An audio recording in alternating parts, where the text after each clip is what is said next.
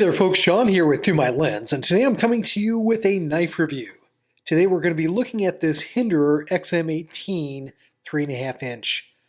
Now, you've seen my unboxing video, you've seen another video that I did on this talking about what brought me back to the XM-18 after a long hiatus. I've had probably, I don't know, 5, 6, 7 Hinderer XM-18s. I've had an XM-24, I've had some 3 inches, several 3.5s. I've had a number of XM-18s, but this is probably my first XM-18 in about 8 years, I believe. It's been a while. A lot has changed, so let's talk about that. I know this knife has been reviewed to death, but I have a little bit different perspective. As someone coming from the tactical community, I have a little bit better understanding and insight as to why Rick Hinderer designed some of the things the way he did. So let's jump into it. What do I like? What don't I like? So first of all, the reason, in my opinion, that you buy the XM-18 as a knife enthusiast is because you can make it your own.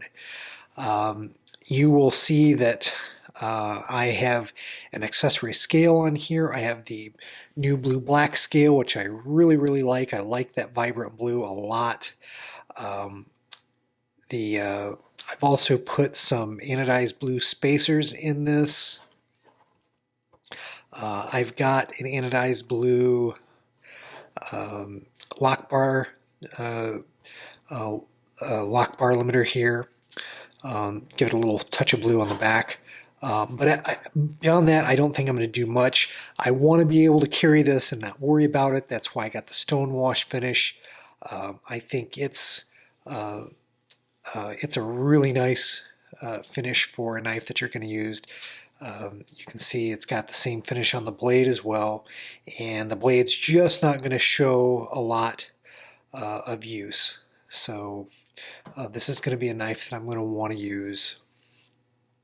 And again, Rick Hinderer, coming from the first responder community himself, he designed this to be a tool not only for cutting, but for prying if necessary, and for defending yourself. He designed this to be used with or without gloves on. A lot of people have described this knife as being kind of gimp happy, and they've said, for instance, that they would like to reduce some of the jimping back here on the spine area, because when you flip the knife open, oops, you tend to rub across that, and it's not pleasant. Well, other people have complained about the jimping that's down here on the lock bar. Again, it's designed to be used while you're wearing gloves, as many first responders will be when they're using this knife. If it's a little, I guess the answer here is if it's a little uncomfortable at times to use, if it's a little bit too sharp in certain areas, man up. Because this is a knife that's very purpose made. There are other knives out there that are more pleasant, I guess, to handle and to play with and flip. That's not this knife. The detent, again, as I alluded to in some of my other videos, has been stiffened. It's got a much stiffer detent. Some have said that maybe he's gone a little bit too far the other way. It is a very strong detent. You don't notice it too much if you flip it once, but if you sit there and play with it, you notice things like the sharpness of this flipper tab, the roughness of the jimping back here, and that combined with the stiff detent. If you're a guy that likes to fidget and play with your knife, this one may be a little bit painful to do that. But beyond that, the Hinderer XM-18 is what I call an evergreen knife. That's one of the things I like about it the most. And what do I mean by that? I mean that it is a knife that's been in constant production. It's now in its 6th generation. And I don't know, what's it been going since about 2006, I think? That is a really long time. It's legendary at this point. And there is a configuration and a size of this knife for everyone.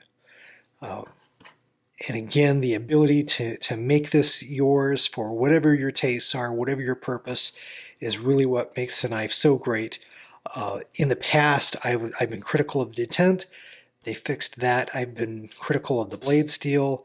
It is now 20 CV, as you can probably see here on the blade.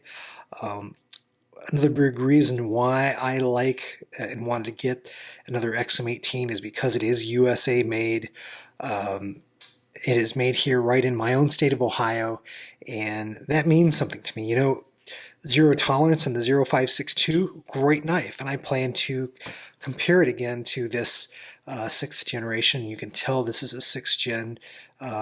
When you look at the tab, you can see the symbol for the tri-way pivot, and I'll talk a little bit about that in a second.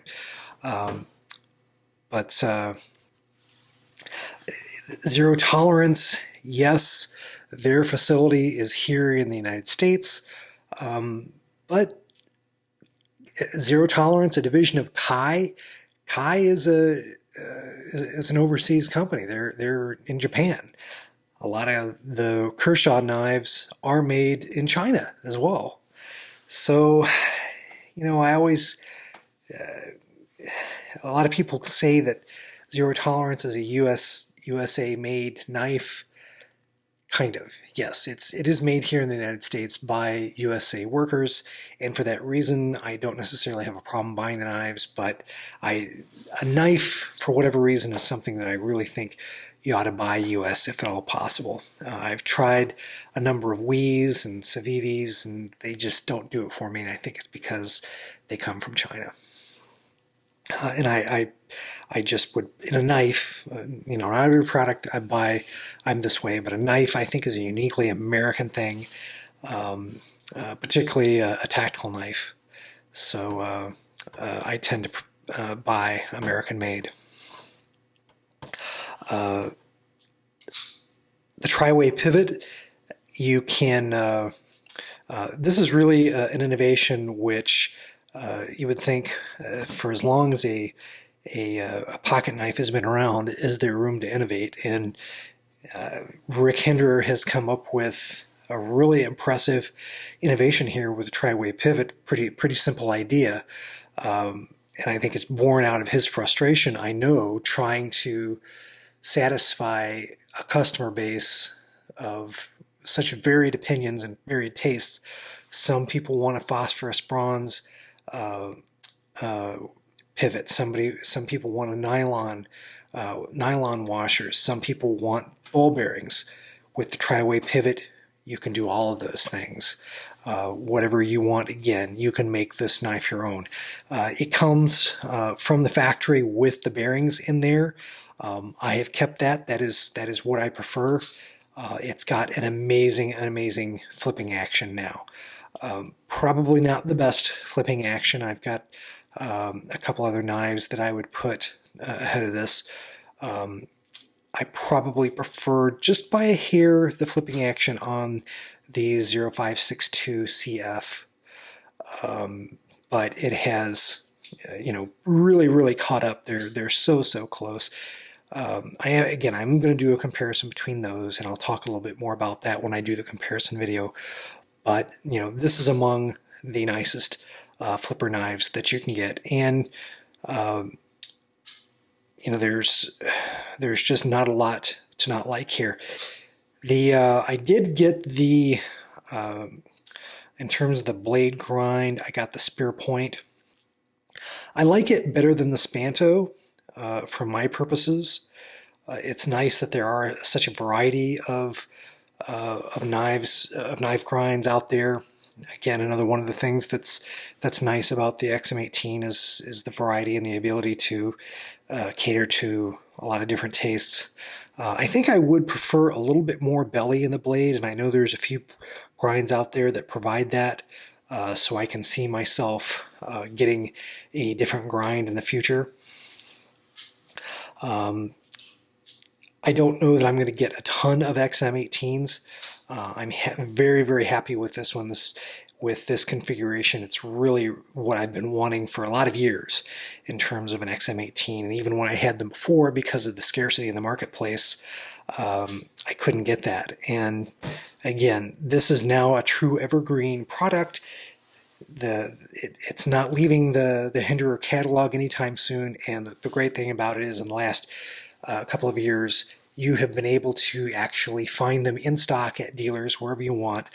I was able to order this, get it in a couple of days. I didn't have to pay over the retail price of $425. A lot of money, but in line for this type of knife. It is a higher end knife. It's in line with some other competitors from companies like Chris Reeve or Dave Curtis Knives. A couple of examples, Strider, for example. So the price is in line, and you're not going to get scalped in the secondary market either when you go to buy one or you go to sell one. They do tend to depreciate a little bit with some use, but not too bad. It's reasonable on both sides of that equation, whether you're the buyer or the seller. And I think that's healthy. This is a healthy place to be, and that's one of the things that drew me back into the XM-18 ownership was, again, being able to buy the knives at a fair retail price, being able to find the parts that I wanted to, and hopefully if I need service, I can get it. In terms of nitpicks, some reviewers have complained about the variety of fastening hardware. You have Torx screws required here, you have a flathead required here, and you have kind of the spanner tool thing that's required here, and here at the tab and at the pocket clip, you need a Phillips. It doesn't necessarily bother me per se. I do like the look of the pivot, the way it is there, though. This thing is a pain in the butt to try to use, though, when I think just because it's so small and the way you have to hold it, when you have to hold it up against here and then hold a screwdriver here, this thing is kind of a pain to try to use. It's small, and you can bring it with you in case you need to make an adjustment in the field. But I think I want to get a real spanner bit for a screwdriver that will fit that, because again, it's not real pleasant to use that. And those little Phillips head screws, those are a pain. I have stripped so many of those. If you've got to just use a very light touch, once it cinches up, you do not want to apply a lot of extra torque, or else you will strip those things. I've had to buy extras because, well, I do tend to use a little bit too much torque sometimes, and man, those can be a pain. I wish those were Torx. That is one criticism. But beyond that, there's not a lot that I can find fault with. For my purposes, it's a great knife. And again, like most people out there, again, this is very well reviewed, very highly respected knife, award-winning design that is U.S. made, and I'm very pleased and proud to own. Well, there you have it. There is my review of the Rick Hinderer XM-18 3.5-inch knife. Hope you've enjoyed the video. Take care. God bless. We'll see you in the next one. I hope you've enjoyed this production from the Through My Lens YouTube channel. If you did, please click on the like button and do share the video on social media. If you'd like to see more content like it, please do subscribe to the channel, follow me on Instagram and Facebook, and do check out Through My Lens at www.throughmylens.org.